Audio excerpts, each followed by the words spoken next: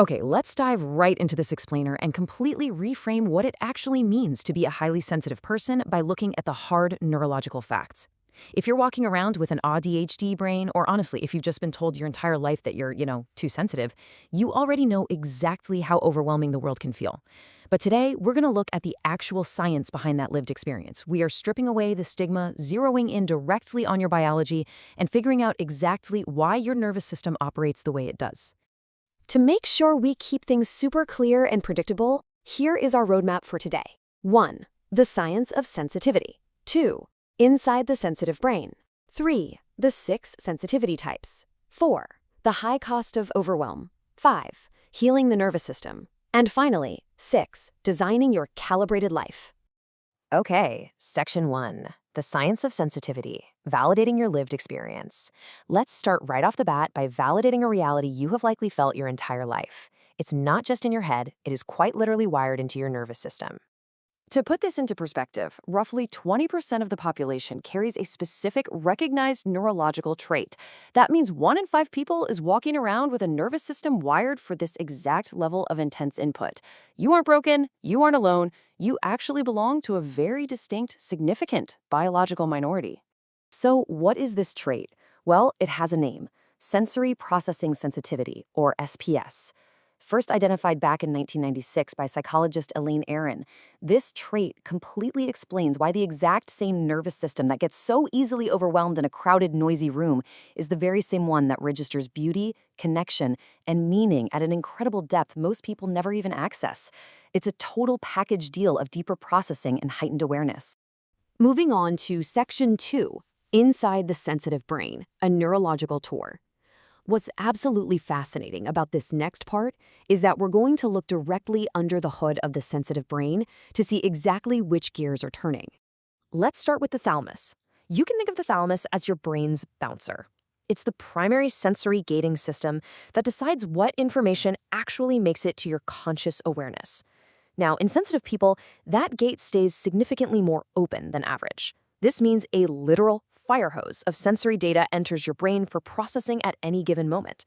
Sure, it produces a much richer, far more detailed perception of your environment, but in equal measure, it creates a way faster path straight to overwhelm. Next up is the insular cortex.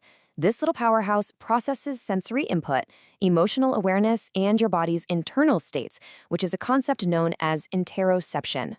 It also regulates the switch between your sympathetic stress response and your parasympathetic rest and digest state.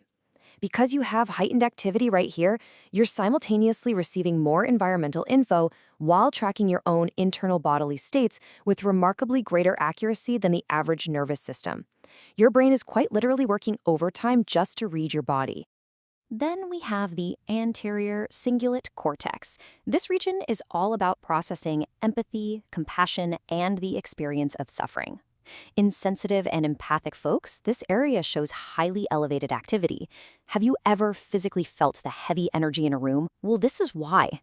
This incredibly active region proves that your vast capacity for deep empathy and your tendency to literally carry the weight of other people's pain actually share the exact same neural circuitry. And finally, we've got your mirror neurons. This is the circuitry responsible for reading facial expressions, body language, and emotional states in others. Because you have highly reactive mirror neurons, the emotional atmosphere of a room transfers directly into your physical body almost instantly. The suffering of others registers in your nervous system as something very close to your own experience. It's the source of your greatest gift of connection and, for sure, your highest biological cost of emotional absorption. Section 3. The 6 sensitivity types, mapping your overwhelm to capacity. Let's see how all these brain mechanics actually build into 6 distinct categories of sensitivity. Because sensitivity isn't just one single flavor, it manifests in highly specific ways. Identifying which of these 6 sensitivities apply to you is an absolutely essential entry point for converting your overwhelm into true capacity. We have mental sensitivity, which gives you rapid pattern recognition; emotional sensitivity, providing the most sophisticated empathy circuitry in any room; physical sensitivity to light, sound, and texture; chemical sensitivity, where you react to environmental substances but also possess extraordinary sensory detection; social sensitivity, giving you acute awareness of interpersonal dynamics, and energetic sensitivity, which responds to subtle environmental inputs. And here is the kicker. Every single one of these sensitivities carries a corresponding powerful strength. Section 4, the high cost of overwhelm, systemic burdens. As we dig into this high cost, we really have to acknowledge the culturally imposed burden placed on sensitive individuals. Because living with these traits in our modern society, it is not easy. Let's be real. Being a sensitive person in a world built for low-sensitivity nervous systems comes with a very real ongoing physical cost. High-sensation environments, hyper-competitive work cultures, constant digital inputs, they're all calibrated for nervous systems that actually require massive amounts of stimulation just to feel engaged. When you try to run that exact same schedule, you are running your system at a continuous deficit. The environment was quite simply never designed to replenish what it costs you to exist in it. This brings us to a fascinating field called psychoneuroimmunology. It studies how your psychological states and your nervous system directly impact your immune function. When a sensitive person spends extended time in sympathetic stress activation, literally just trying to survive a loud, demanding world, it becomes incredibly difficult to switch back into the parasympathetic rest state. This chronic sensory overwhelm is one of the primary biological mechanisms driving things like gut dysfunction, autoimmune conditions, and systemic inflammation in sensitive people. But here is where it gets truly insidious. If you have been taught to view your sensitivity as a flaw, you are carrying an additional, devastating inflammatory burden of shame right on top of your neurological overload. Shame physically compounds your stress. The message that you need to just toughen up isn't just emotionally damaging, it literally creates an inflammatory state in your body that actively prevents you from healing. Section 5, healing the nervous system, the somatic solution. Because genuine healing is incredibly difficult to sustain in that kind of inflamed internal environment, we have to explore how to directly heal the nervous system. We have to go deeper than just talking about it.